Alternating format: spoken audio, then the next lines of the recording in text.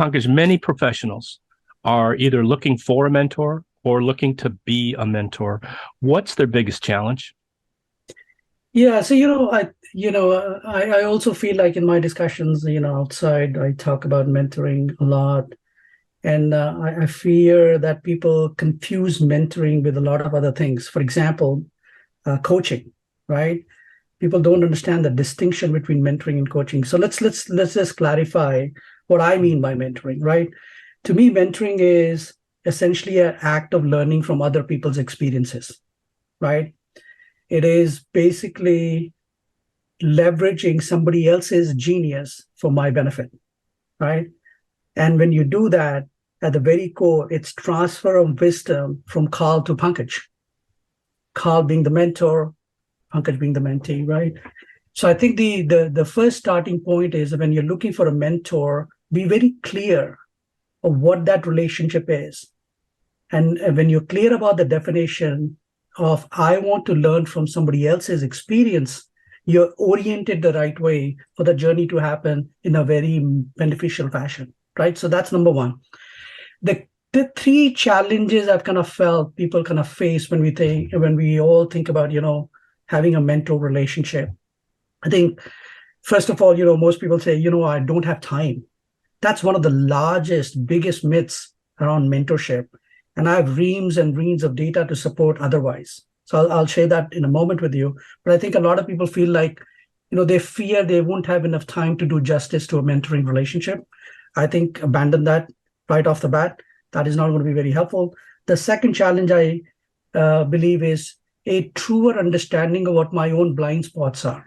We are not very clear on what is it that we want to learn most of the time. So I think that's a big challenge for you to be able to understand who build a relationship where you can actually have a mutually beneficial journey. And the third challenge is having a pool of relevant mentors to kind of pick from or select from or choose from, right? So three challenges that you need to overcome, starting out first of all with understanding very clearly what is it that you want to grow. That's a challenge. This mental block that I don't have enough time is a challenge. And lastly, having the ability to kind of pick from a pool of most relevant mentors based on what you want to learn as a person and as a professional. Interesting. Makes sense to me. There was a man in my life when I was probably early 20s, right? And I was just trying to figure out how to be a good man, right? How to be Yeah, a good young husband, how to be a good, worker. right. And this fellow by the name of John Watts, we probably only met together 5 or 6 times, right? Once he even traveled several states. He was there on business and made a special stop just to come by and see me, right? But those 5 times were so important. So, it wasn't a lot of time, but it was a lot of impact, right? A That lot of is impact. that is such a relevant point. See, mentorship is not about how much time you spend with somebody. A 20-minute conversation can alter your life's trajectory. It has Yeah. happened to me a few times. So I'll give you one quick example if you don't mind. I fell in love. I chased after a girl. I quit my job in Virginia and moved to the Bay Area in Silicon Valley.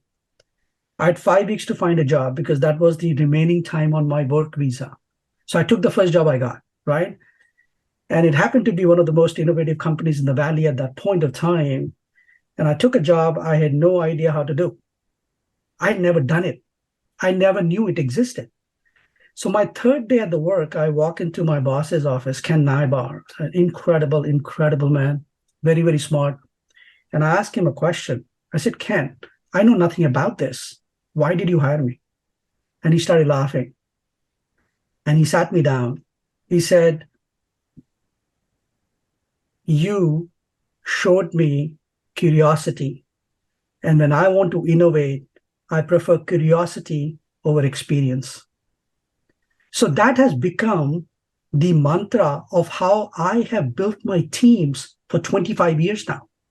I prefer curiosity over experience every single time I design a team to innovate. Otherwise, you will never innovate, right? So that is a great example of, a mentor giving a lesson in 5 minutes or less, that has become the backbone of how I've actually built companies in my past. So just validating what you just said, totally agree with that.